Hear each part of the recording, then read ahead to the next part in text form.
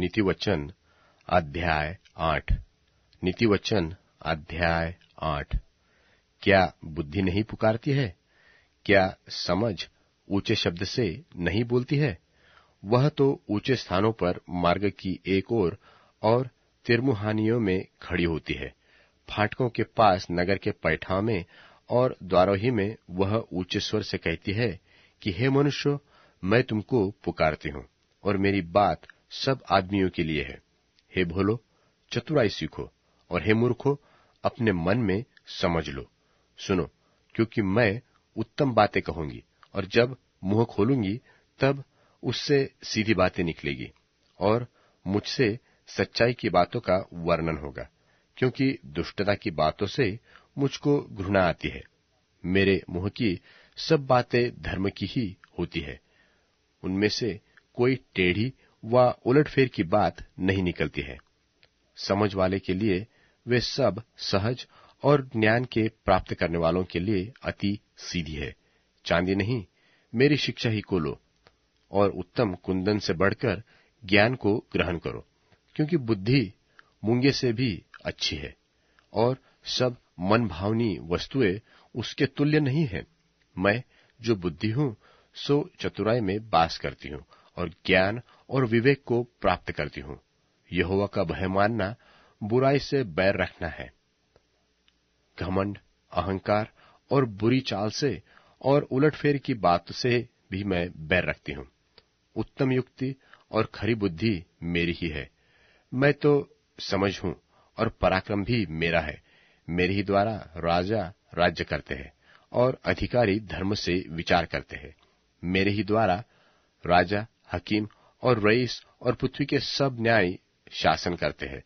जो मुझसे प्रेम रखते हैं उनमें से मैं भी प्रेम रखती हूँ, और जो मुझको यत्न से तड़के उठकर खोजते हैं वे मुझे पाते हैं। धन और प्रतिष्ठा मेरे पास है, वरन ठहरने वाला धन और धर्म भी है। मेरा फल चोखे सोने से वरन कुंदन से भी उत्तम है, और मेरी उपज उत्तम चांदी से अच्छी है। मैं धर्म की बाट में और न्याय की डगरों के बीच में चलती हूँ, जिससे मैं अपने प्रेमियों को परमार्थ के भागी करूं और उनके भंडारों को भर दूं। यहोवा ने मुझे काम करने के आरंभ में वरन अपने प्राचीन काल के कामों से भी पहले उत्पन्न किया। मैं सदा से वरन आदि ही से पृथ्वी की सृष्टि के पहले ही से ठहराई गई हूँ। जब न तो गहरा सागर था और न जल के सोते थे, तब ही से मैं उत्पन्न हुई।